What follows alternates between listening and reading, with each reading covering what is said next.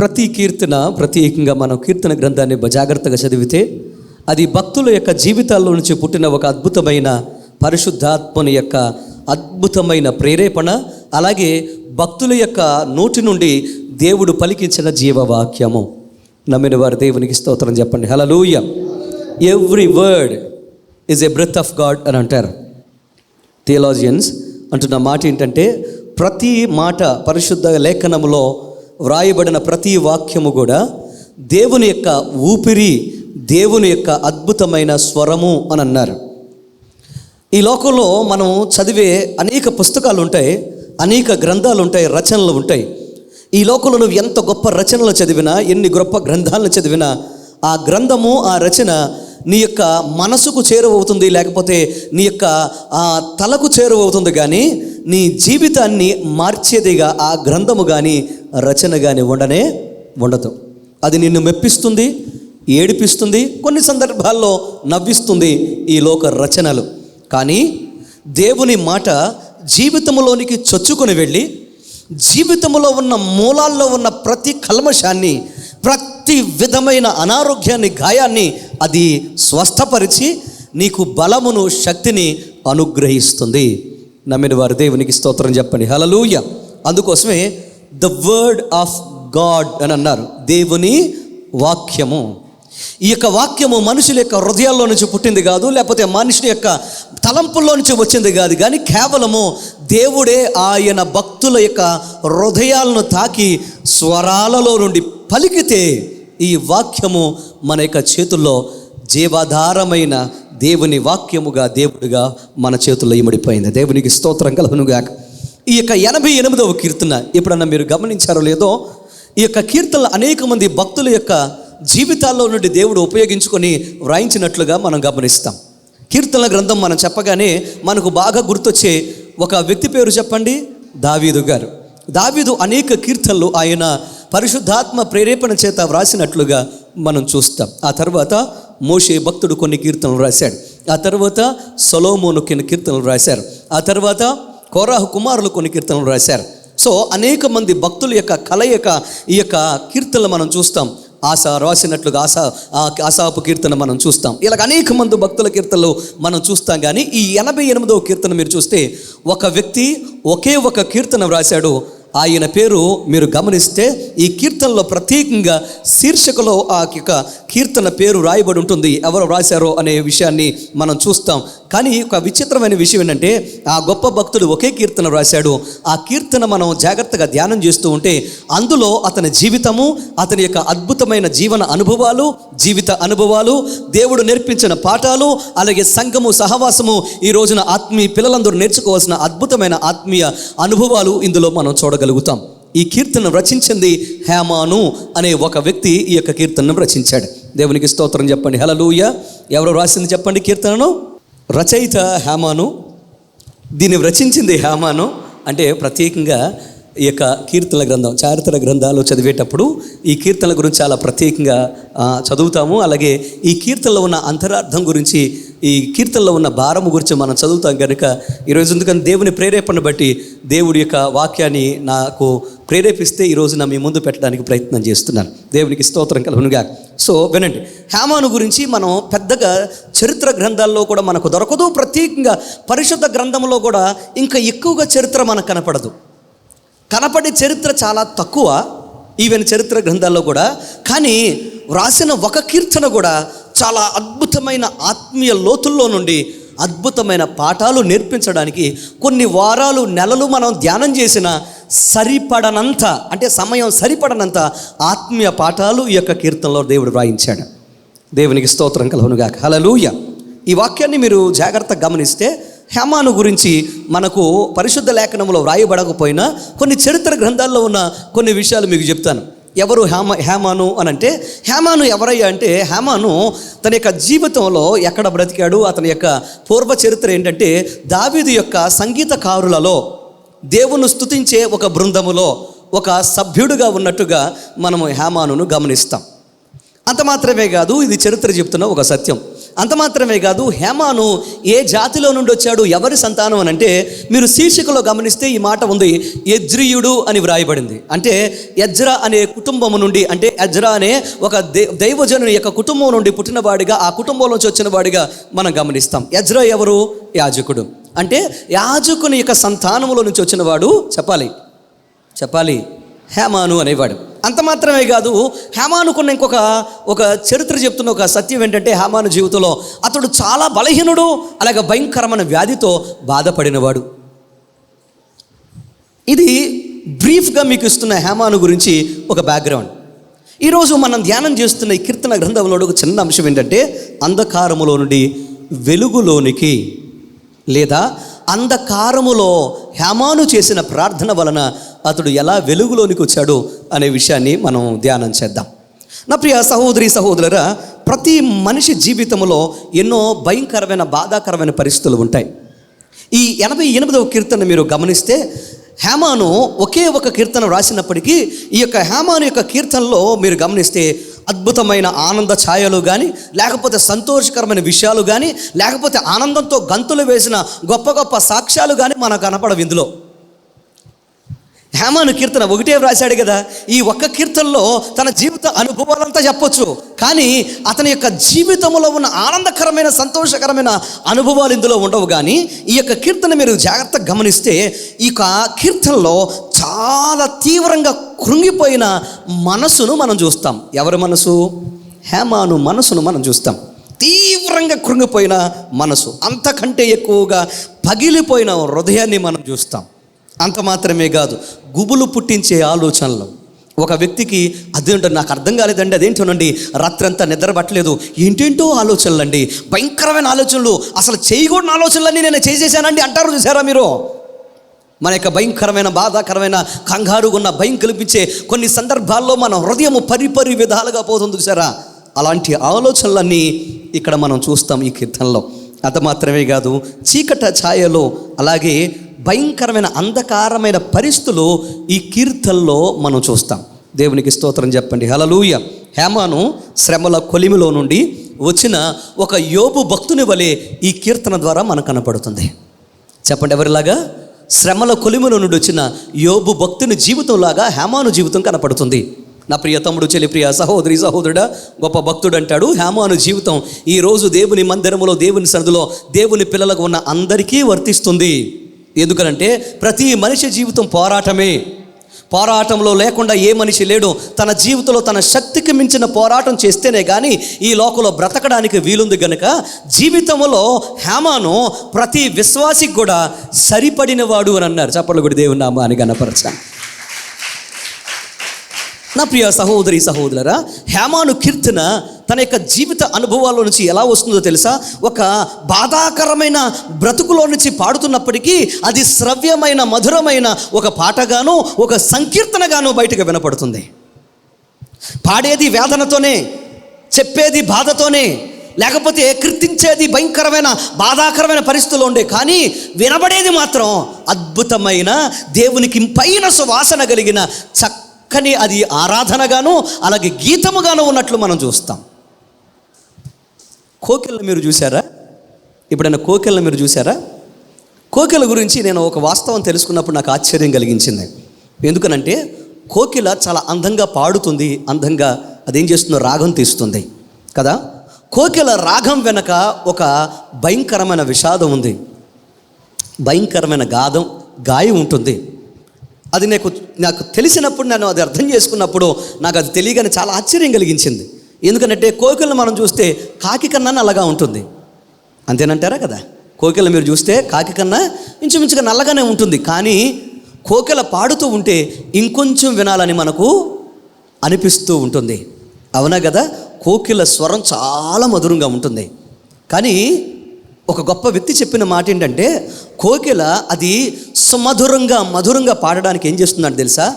అది ఏదో ఒక ముళ్ళును అది చూసుకొని, ముళ్ళ కంచెనో లేకపోతే ముళ్ళునో అది చూసుకొని, ఆ ముళ్ళును తన శరీరానికి గుచ్చుకుంటూ అది ఏం చేస్తున్నాడు తెలుసా? అది చక్కని స్వరాన్ని బయటకు పాడడానికి ప్రయత్నం చేస్తుందంట. మీకు అర్థమైందా? ఒక ముళ్ళును గుచ్చుకుంటూ ఆ ముళ్ళు పెట్టే బాధ వలన అది ఎక్కువగా అద్భుతంగా పాడడానికి ప్రయత్నం చేస్తుందంట. వాస్తవానికి అది పాడాలంటే అంత మధురంగా పాడలేదు, కానీ ఎప్పుడైతే దాని ముళ్ళ కంచె చేత అది గుచ్చుకోవడం ప్రారంభిస్తుందో ఆటోమేటిక్గా దాని స్వరము ఇంకా పెరిగి ఇంకా అద్భుతంగా పాడడానికి అది ప్రయత్నం చేస్తుందంట. నిజంగా అది తెలిసినప్పుడు, అది చదివినప్పుడు నాకు ఆశ్చర్యం కలిగించింది. ఎందుకు ఈ మాట మీకు చెప్తున్నానంటే, ప్రతి గాయము నుండి వచ్చే, వింటున్నారా, ప్రతి గాయము నుండి వచ్చే వాసన, ప్రతి గాయము నుండి వచ్చే స్వరము, ప్రతి గాయము నుండి గాయము కలిగిన అనుభవాల నుండి వచ్చే పాట చాలా మధురంగాను సుమధురంగాను, అది స్థిరంగాను, జీవితాన్ని కట్టేదిగాను, జీవితాన్ని ప్రభావితం చేసేదిగాను ఉంటుంది. దగ్గరగా 2 చేతుల దేవునికి స్తోత్రం చెప్పండి. హల్లెలూయా. నా ప్రియ తమ్ముడు, చెల్లి, ప్రియ సహోదరి, సహోదరుడా, గొప్ప భక్తుడు చార్లెస్ స్పర్జన్ గారు అంటాడు, చాలా గొప్ప దైవజనుడు అంటాడు, విశ్వాసులు తమ శ్రమలను పాలరాళ్లపై వ్రాస్తారు, సుఖాలను ఇసుక తెన్నులపై వ్రాస్తారు అని అన్నాడు. విశ్వాసులు తమ యొక్క శ్రమలను దేని మీద రాస్తారు? పాలరాళ్లపై రాస్తారు. అదే సుఖాలను మాత్రం ఎందులో రాస్తారు? దేని మీద రాస్తారు?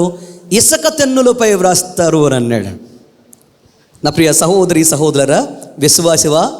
నువ్వు విశ్వాసివి అని అంటే తప్పకుండా నీ జీవితంలో శ్రమలు అనేవి ఉంటాయి.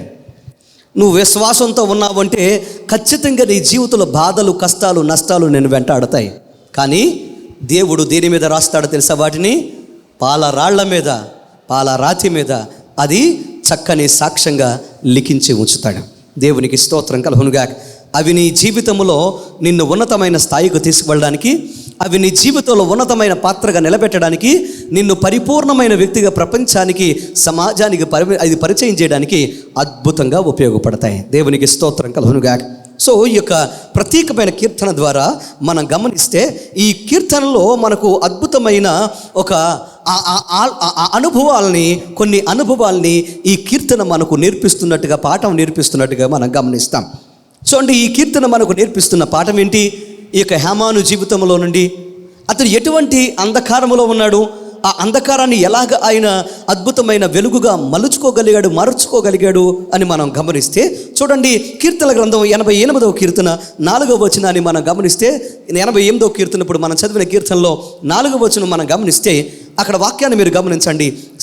సమాధిలోనికి దిగువారిలో నేనొకనిగా ఎంచబడి తిని, నేను త్రాణలేని వాని వలె అయితని అంటున్నాడు. సో ఈ యొక్క కీర్తనలో నుండి మనం 4 అనుభవాలు నేర్చుకుంటాం. జాగ్రత్తగా వినండి. 4 అనుభవాలు కీర్తనలో నుండి, అలాగే 4 భయంకరమైన అనుభవాలు అయితే, అంధకారంలో ఉన్న అనుభవాలు అయితే, ఇంకొన్ని అనుభవాలు అతనిలో ఉన్న అద్భుతమైన బలాలుగా మనకు నేర్పించే పాఠాలు. మొట్టమొదటి మీరు గమనించండి, ఇక్కడ వాక్యాన్ని మీరు గమనిస్తే అంటున్నాడు, సమాధిలోనికి దిగవారిలో నేనొకనిగా ఎంచబడి తిని, నేను త్రాణలేని వారి వలె అయితని అని అన్నాడు. చూడండి, ఒక వ్యక్తి సమాధిలోనికి వెళ్ళిపోయినట్లుగా మారిపోయాడు. ఒక వ్యక్తి ప్రాణము లేని వాడి వలె, చలనము లేని వాడి వలె మారిపోయాడు. అంటే ఆ వ్యక్తిని ఏమనాలి చెప్పండి? మనం ఏమనాలి? సర్వసాధారణంగా బలహీనమైపోయారండి అనాలి. అంతేనా? అవునంటారా కాదంటారా? సమాధిలో ఎవరిని పెడతారు? చచ్చిన వాడిని పెడతారు. ఇంకా సమాధిలో పెట్టలా. కానీ సమాధులకు వెళ్ళడానికి సిద్ధంగా అలా కొట్టుకుంటున్న వారిని ఏమంటారు? అటు ఇటుగా, ఇటు భూమి మీద బ్రతకడానికి అవకాశం లేదు, అలాగని సమాధిలో పెట్టడానికి అవకాశం లేదు. సమాధిలోనికి వెళ్ళేవారు వలే ఉన్నారు. అంటే దాని అర్థం ఏంటి? ఊపిరిపోయే స్థితిలో ఉన్నారు, చలనము లేని స్థితిలో ఉన్నారు, బాగా నీరసించిన స్థితిలో ఉన్నవారు. అలాంటి వారిని ఏమంటారు? బలహీనత కలిగిన వారు అని అంటారు కదా. నా ప్రియ సహోదరి, సహోదరురా, ఇక్కడ వాక్యాన్ని మీరు జాగ్రత్తగా గమనిస్తే, హేమాను జీవితంలో తనను వెంటాడుతున్న పరిస్థితి ఏంటంటే అతని బలహీనత. ఇంగ్లీష్లో వీక్నెస్ అని అంటారు. జాగ్రత్తగా వినండి, బలహీనత. ఈ ప్రపంచంలో ప్రతి వ్యక్తి తన జీవితంలో బలహీనతల చేత భయంకరంగా బాధించబడుతూ ఉన్నారు. అనేక మంది ఈ లోకంలో ఆ బలహీనతల నుండి బయటపడలేని దీనస్థితిలో చాలామంది ఉంటున్నారు. శారీరక బలహీనతలు కావచ్చు, ఆర్థిక బలహీనతలు కావచ్చు, ఆధ్యాత్మికమైన బలహీనతలు కావచ్చు, పరమైన బలహీనతలు కావచ్చు, సంసారమైన బలహీనతలు కావచ్చు, చదువు అనే బలహీనత కావచ్చు, ఉద్యోగం అనే బలహీనత కావచ్చు, నానా రకాలైన బలహీనతలు ఒక వ్యక్తిని తన జీవితంలో లేచి నిలబడకుండా చేస్తున్న బలహీనతలు చాలా ఉన్నాయి. మనిషి జీవితంలో ఇది ఒక శాపం. బలహీనత అనేది వీక్నెస్. అది ఎంత భయంకరంగా ఉంటుందంటే, రోగమా అంటే రోగంగా కనపడదు. అలాగని మందులు వేసుకొని తగ్గించే రోగాలు అంటే అలాగని మందులు వేసుకొని తగ్గించే రోగాలు కూడా కాదు. ఏదో ఒక తెలియని బలహీనత, కుదరని బలహీనతలు చాలామంది జీవితంలో ఉంటాయి. రాత్రి అనుకుంటాను, రాత్రి ఇంచుమించుగా ఒక 11-12 ఆ ప్రాంతంలో పడుకునే ముందు ఒక సహోదరి ఫోన్ చేసింది. ఒక సహోదరుడు ఫోన్ చేశాడు. ఎవరు నా ఫోన్ నెంబర్ ఇచ్చారు. హాస్పిటల్కి వెళితే అక్కడ ఉన్న నర్సు గారు నా ఫోన్ నెంబర్ ఇచ్చారండి. మీకు ఎలాంటి ఇక్కడ తగ్గో మేము వైద్యం అయితే చేస్తాం, కానీ పాస్టర్ గారు ఉన్నాడు, ఆయనకు ఫోన్ చేయండి, ఫోన్ చేస్తే విడుదల పొందుకుంటాడని చెప్తే ఆ సహోదరుడి విషయంలో తన అన్నగారు ఫోన్ చేశాడు. అయ్యా ఇలాంటి పరిస్థితి, ఏమవుతుందో తెలియదు, ఎక్కడికి వెళ్తాడో తెలియదు, ఎందుకు వెళ్తున్నాడో తెలియదు. కొన్ని సందర్భాల్లో రాత్రి లేచిపోతాడు. మా తమ్ముడు వెళ్ళిపోయి ఎవరో ఒక ఇంట్లోకి వెళ్ళి కూర్చుంటాడు. ఇంకో దారుణమైన విషయం ఏంటంటే బాత్రూంలోకి వెళ్ళి కూర్చుంటాడు. అర్ధరాత్రి వెళ్ళి వేరే వాళ్ళ ఇంట్లో. ఎందుకు ఇలా చేస్తున్నామంటే వాడికి తెలియట్లా, వాడికి ఏమైందో వాడికి అర్థం కావట్లా. వాడి భార్య వాడిని వదిలిపెట్టి వెళ్ళిపోయింది, వారి అమ్మాయి వాడిని వదిలిపెట్టి వెళ్ళిపోయింది. చికాకు అయిపోయాడు, భయంకరంగా ఉందండి. హాస్పిటల్కి తీసుకువెళ్ళాం. హాస్పిటల్కి తీసుకువెళితే ప్రార్థన ద్వారా నీతో తగ్గుద్దని మీ నెంబర్ ఇచ్చారు. అయ్యా మాది ప్రకటవరం, ప్రార్థన చేస్తారా అని చెప్పారు. సరే ప్రార్థన చేస్తానని ప్రార్థన చేశాను. ప్రార్థన చేసిన తర్వాత వారి యొక్క బంధువు ఒక ఆవిడ ఇంట్లో ఉందంటే ఆవిడ కూడా ఏమన్నదంటే నా కోసం కూడా ప్రార్థన చేయమని నాకు వినపడుతుంది మాట. అయ్యా ఒక్క నిమిషం అండి, మా బంధువులు ఉన్నారు ఇంట్లో, కొంచెం ఆవిడ కూడా ప్రార్థన చేయమంటే ఆవిడ అంటుంది ఏమనంటే, అయ్యా నాకు కూడా నా జీవితంలో ఒక ప్రాబ్లం ఉందండి అంది. ఏంటి అని అంటే అప్పుడు ఆ సహోదరి చెప్పిన విషయం ఏంటి తెలుసా? అయ్యా నా ప్రాబ్లం ఏంటంటే నాతో ఒక తెలియని బలహీనత అండి. కడుపు నిండా తింటాను కానీ ఉదయాన్నే లేచి పని చేయలేను. ఏ హాస్పిటల్కి వెళ్ళినా ఏమీ కాలేదంటారు, కానీ ఒక నీరసం, ఒక వీక్నెస్ అండి నాకు. ఏది సరిగా పట్టుకోలేను, బరువులు మోయలేను, పనికి వెళ్ళలేను, లేకపోతే ఇంట్లో పని చేయలేను. ఒక భయంకరమైన బలహీనత నన్ను పెట్టుపిడిస్తూ ఉంది. కొన్ని సంవత్సరాలుగా నలిగిపోతున్నానండి. ఎన్ని టెస్టులు చేయించినా నాకు ప్రతిఫలం అనేది రావడం లేదు. ఎన్ని మందులు వేసుకున్నా కానీ నాకు తగ్గట్లేదు. నా కోసం కూడా ప్రార్థన చేయమంది. ప్రార్థన చేశాను. దేవుని మహాకృపను బట్టి దేవుడు ఆ కుమార్తె జీవితంలో కార్యం చేశాడు. దేవునికి స్తోత్రం కలుగునుగా. అలాగే ఆ సహోదరుడి విషయంలో కూడా కార్యం చేశాడు. ఏ రోజు నిద్రపోనవాడు రాత్రి నిద్రపోయాడంట. చప్పట్లు కూడా దేవుని నామాన్ని కనపరచు. ప్రతిరోజు ఎవరినో ఒకరిని భయపెట్టడమే, ప్రతిరోజు ఏదో ఒక ఇంట్లోకి వెళ్ళడమే, ప్రతిరోజు వీళ్ళందరూ ఏదో కాళరాత్రిలాగా ఎట్టెళ్ళిపోతాడని ఏం చేయడం, మెలకుగా ఉండి చూడడమే. అలాంటి వాడు రాత్రి పడుకున్నాడు. ఇంకొక విషయం ఏంటంటే ఈ సహోదరు కూడా ఉదయం నేను ప్రార్థనకి వెళ్తూ ఉంటే వెళ్ళిన తర్వాత ఇక మన రెక్స్ మాస్టర్ ఇంటి దగ్గర కూర్చొని ఉంటే ఆ సహోదరుడు ఫోన్ చేసి చెప్తున్నాడు, ఈ అమ్మాయి కూడా చక్కగా లేచి ఏనాడు లేని బలము ఆ అమ్మాయికి ఉందట. ఈరోజు ఉదయం చక్కగా లేచి అన్ని పనులు చేసుకోగలుగుతుందంట. దేవునికి స్తోత్రం చెప్పండి, హల్లెలూయా. ఎందుకు ఈ మాట మీకు చెప్పానంటే మనిషి జీవితంలో బలహీనతలు మనిషిని ఏం చేస్తున్నాయి? నానా రకాలుగా బలహీనపరుస్తున్నాయి. అది సైతాను వల్ల కావచ్చు, ఈ లోక మనుషుల వల్ల కావచ్చు, ప్రయోగాల వల్ల కావచ్చు, చేతపడితనం కావచ్చు, చెల్లంగితనం కావచ్చు, ఎన్నో రకాలైన ప్రయత్నాలతో మనిషి బలహీనపరచడానికి అనేక ప్రయోగాలు జరుగుతూనే ఉన్నాయి. సాతాను మనల్ని బలవంతులుగా ఉంచనివ్వట్లేదు. కానీ ఈ లోకంలో మనము కోల్పోయిన బలహీనత, మనం కోల్పోయిన బలము, మన జీవితంలో ఏలుబడి చేసిన బలహీనత బలముగా మారాలి అని అంటే మనకు ఏకైక మార్గం ఏదైనా ఉందంటే అది కేవలము దేవుని సన్నిధి మాత్రమే. దేవునికి స్తోత్రం చెప్పండి, హల్లెలూయా. ఎవరి మనసులో, ఎవరి ఇంటిలో, ఎవరి పొలములో, ఎవరి వ్యవసాయంలో, ఎవరి ఉద్యోగంలో, ఎవరి యొక్క జీవితంలో ప్రభువైన యేసుక్రీస్తు నివాసం చేస్తారో వారు మునుపెన్నడూ లేని బలమును సంపాదించుకొని ముందుకు సాగగలుగుతారు. దేవునికి స్తోత్రం చెప్పండి, హల్లెలూయా. ఈ వ్యక్తి యొక్క హేమాను జీవితాన్ని మనం గమనిస్తే హేమాను జీవితంలో ఉన్న భయంకరమైన బలహీనత అతన్ని బాధిస్తూ ఉంటే ఆ బలహీనతల్లో నుండి అంటున్నాడు ఏమనో తెలుసా? నేను నీ సన్నిధిన చేస్తున్న ప్రార్థన నువ్వు ఆలకించు. దేవునికి స్తోత్రం చెప్పండి, హల్లెలూయా. బలహీనతలో ప్రార్థన చేయడం మానేశాడా? చెప్పాలి. బలహీనతలో పాట పాడడం మానేశాడా? బలహీనతలో దేవుని స్తుతించడం మానేశాడా? మానలా. రెండవది 88వ కీర్తనలో 15వ వచనాన్ని మీరు గమనిస్తే బాల్యము నుండి నేను బాధపడి చావునకు సిద్ధమైతేని. ఇక్కడ చూడండి, బాల్యము నుండి నేను బాధపడి దేనికి సిద్ధమయ్యాను? చావునకు సిద్ధమయ్యాను అని అన్నాడు. ఇక్కడ వాక్యాన్ని మీరు జాగ్రత్తగా గమనిస్తే హేమాను జీవితంలో ఉన్న బలహీనత లేదా అతను యొక్క జీవితంలో ఉన్న రోగం అనేది అప్పుడు వచ్చిందో, లేకపోతే ఒక సంవత్సరం క్రితం వచ్చిందో, లేకపోతే కొన్ని రోజులుగా బాధిస్తుందో కాదు. చరిత్ర చెప్తున్న సత్యం ఏంటో తెలుసా? ఇక్కడ వాక్యం కూడా మనకు స్పష్టంగా కనపడుతుంది. అతని యొక్క రోగం ఎప్పటి నుంచి అతన్ని బాధిస్తుందో తెలుసా? బాల్యము నుండి. అంటే పుట్టుకతోనే ఎలా పుట్టాడు చెప్పాలి? భయంకరమైన అనారోగ్యంతో అతడు బాధించబడుతూ ఉన్నాడు. చిన్న వయసు నుండే అతను అనారోగ్యంతో బాధపడుతున్నాడు. చిన్న వయసు నుండే భయంకరమైన వ్యాధితో అతడు భయంకరంగా నలిగిపోయే జీవితాన్ని అతడు జీవించాడు. చరిత్రకారులు అంటారు, హేమాను ఒక రకమైన కుష్టి లాంటి వ్యాధితో బాధపడ్డారు అని చరిత్రకారులు అంటారు. ఎలాంటి వ్యాధి? కుష్టి రకమైన, అంటే కుష్టి లాంటి భయంకరమైన దీర్ఘకాలిక వ్యాధి. అలాంటి దీర్ఘకాలిక వ్యాధితో అతడు చిన్న వయసు నుంచి బాధపడ్డాడు. అలాంటి వ్యాధితో బాధపడుతూ ఉన్నాడు కనుక అతని జీవితంలో అతను అందరూ వదిలిపెట్టి వెళ్ళారు. నా అనుకునేవారు ఎవరు అతని దగ్గర లేరు. అంత మాత్రమే కదా, అతని రోగాలు అతనికి దూరం, అనేక మందిని అతని యొక్క అయిన వారిని దూరం చేయగా తన జీవితంలో ఒంటరి జీవితాన్ని బ్రతుకుతూ తన బ్రతుకులో బ్రతకలేక జీవితాన్ని వెళ్ళదీశాడు అని అంటారు చరిత్రకారులు. జాగ్రత్తగా వినండి. రెండవది అతని అనుభవం ఎలాంటిదంటే అనారోగ్యము. మొట్టమొదటిది బలహీనము, రెండవది అనారోగ్యము. అనారోగ్యం అంటే సిక్నెస్ అని అంటారు కదా. మొట్టమొదటిది వీక్నెస్, రెండవది సిక్నెస్. ప్రతి మనిషి జీవితంలో రోగాలు వెంటాడుతున్నాయా లేదా?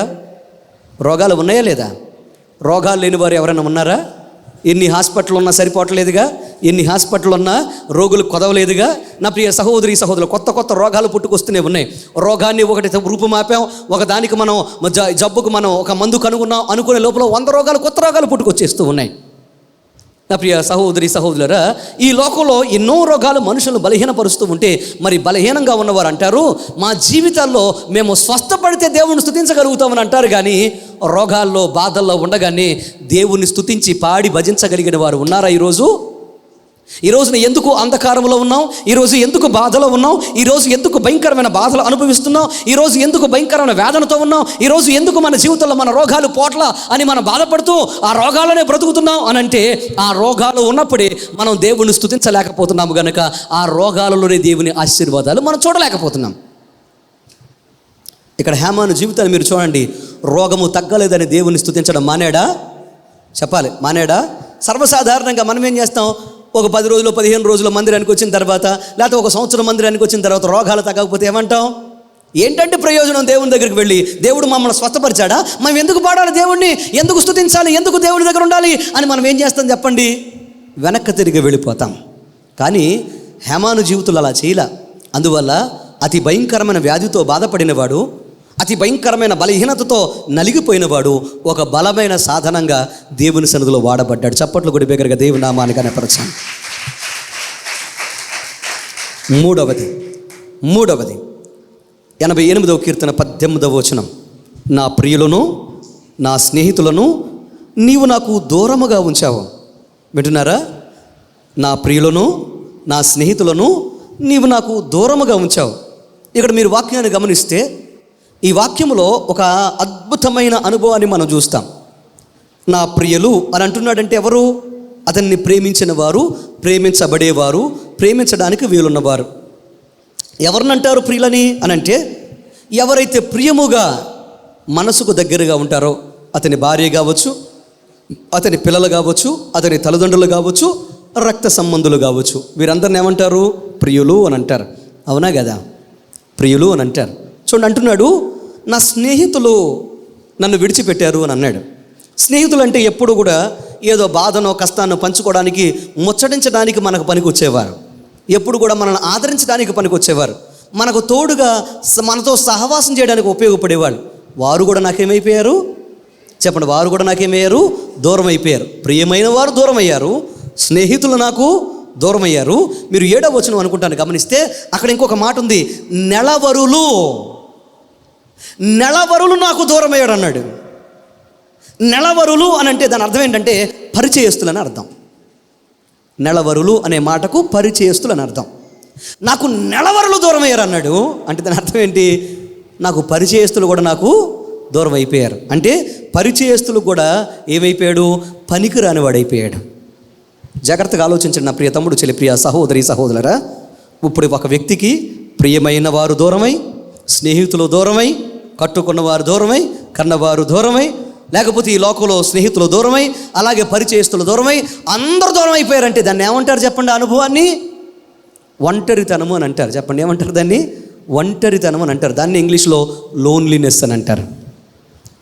జాగ్రత్త, వీక్నెస్, సిక్నెస్ అండ్ లోన్లీనెస్. జాగ్రత్తగా అర్థం చేసుకోండి. బలహీనత, అనారోగ్యము, అలాగే ఒంటరితనం.